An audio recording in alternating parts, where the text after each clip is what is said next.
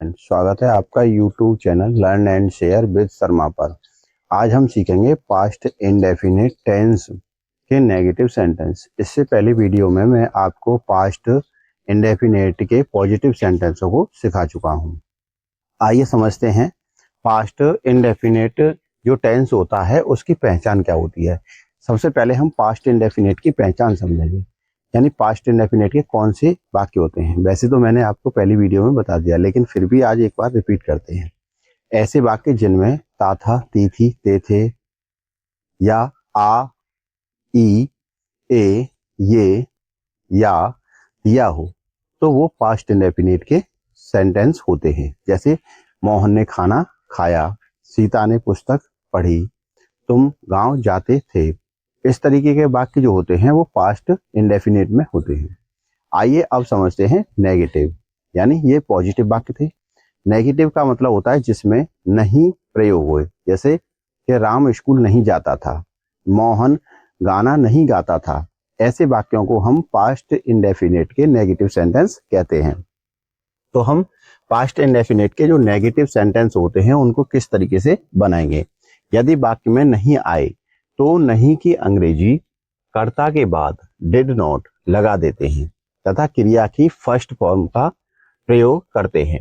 यानी इससे पहले हम जो पॉजिटिव सेंटेंस बनाते थे उसमें सेकंड फॉर्म प्रयोग करते थे, लेकिन जब नहीं आती है तो डिड नॉट का प्रयोग करना है आपको और वर्ब की फर्स्ट फॉर्म लगानी है। आइए इसका प्रारूप समझते हैं कि हमें किस तरीके से बनाना है। प्रारूप स्ट्रक्चर कर्ता, सबसे पहले आप सब्जेक्ट की स्पेलिंग लगाएंगे, फिर उसके बाद में डिड नॉट का प्रयोग करेंगे, फिर क्रिया यानी वर्ब का प्रयोग करेंगे, इसके बाद में कर्म यानी ऑब्जेक्ट का प्रयोग करेंगे, फिर अन्य ईटीसी, और लास्ट में हमें क्या लगाना है, फुल स्टॉप। कुछ एग्जाम्पलों के थ्रू आइए समझते हैं। जैसे सीता ने पुस्तक नहीं खरीदी, सीता ने पुस्तक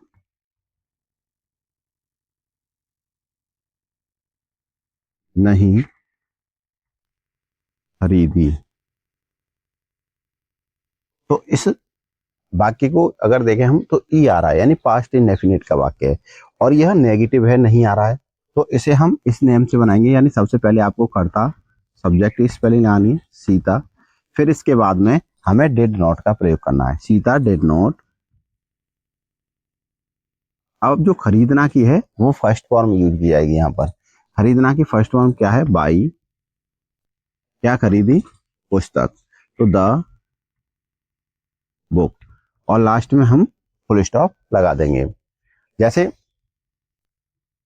आइए कुछ और एग्जाम्पल समझते हैं। जैसे मोहन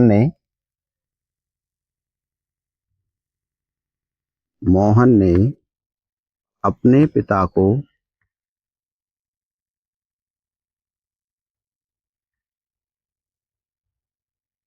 पत्र नहीं लिखा, पत्र नहीं लिखा। तो सबसे पहले इसमें हमें सब्जेक्ट देखना है, यानी कार्य किसने नहीं किया। जो पत्र है वो कौन लिख रहा है, मोहन।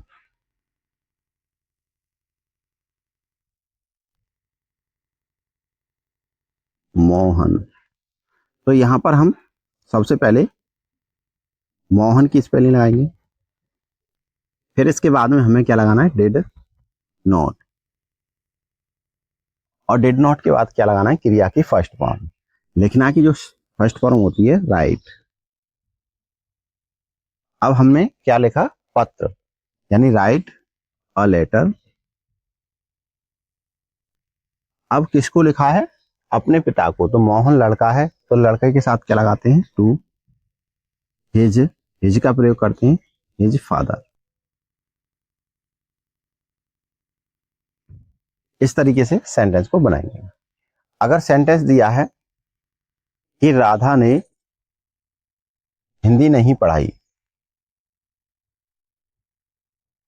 राधा ने हिंदी नहीं पढ़ाई, तो आपको लगाना है राधा, सबसे पहले सब्जेक्ट, और सब्जेक्ट के बाद क्या लगाना है हमें, डिड नॉट। नहीं आ रही है तो डिड नॉट, पढ़ाना की होती है टीच, टीच हिंदी, क्या नहीं पढ़ाई हिंदी, तो टीच हिंदी, इस तरीके से बनाएंगे। अगर एक दो एग्जाम्पल और देखते हैं, जैसे सेंटेंस दिया है कि मेरा भाई क्रिकेट नहीं खेलता था, अगर था आ रही है तो भी इसी नियम से बनाएंगे। मेरा भाई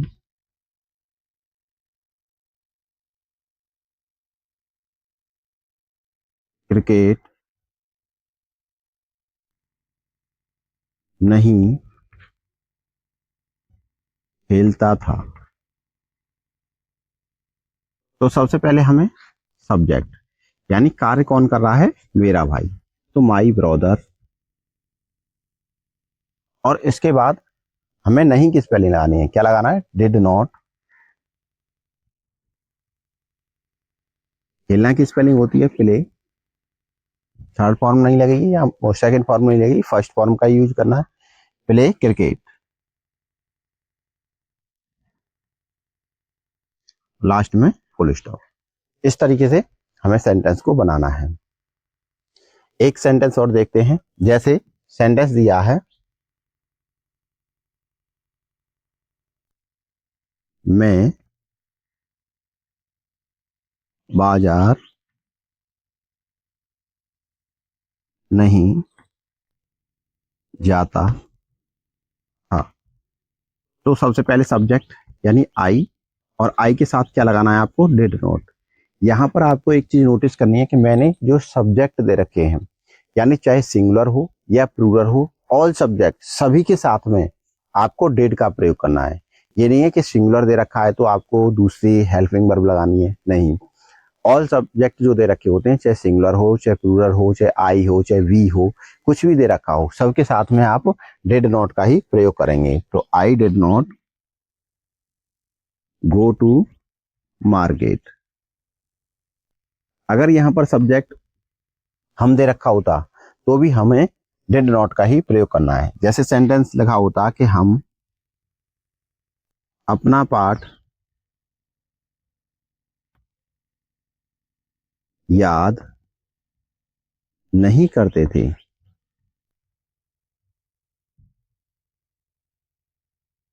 तो हम इसे बनाएंगे सबसे पहले सब्जेक्ट यानी वी, और फिर इसके बाद में नहीं आ रही है तो डिड नॉट, याद करना की होती है लर्न,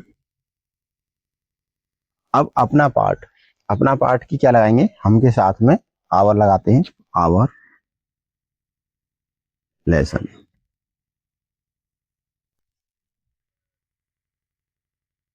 लास्ट में फुल स्टॉप। अगर आपको पास्ट इंडेफिनिट के नेगेटिव सेंटेंस समझ में आ गए हैं और वीडियो अच्छी लगी है तो वीडियो को लाइक करें और अपने दोस्तों से शेयर करें, जिससे कि इन नियमों को सभी सीख सकें। और लाइव क्लास भी आप देख सकते हैं, जिसमें मैं आपको बहुत सारी चीज़ें, नई जानकारी प्रोवाइड कराता हूँ। अगर चैनल पर आप नए हैं तो चैनल को सब्सक्राइब करना नहीं भूलना है, आपको चैनल को सब्सक्राइब अवश्य करें। मिलते हैं आपसे नेक्स्ट वीडियो में, मैं जिसमें आपको पास्ट इंडेफिनिट के नेवर वाले वाक्यों को समझाऊंगा। Thank you.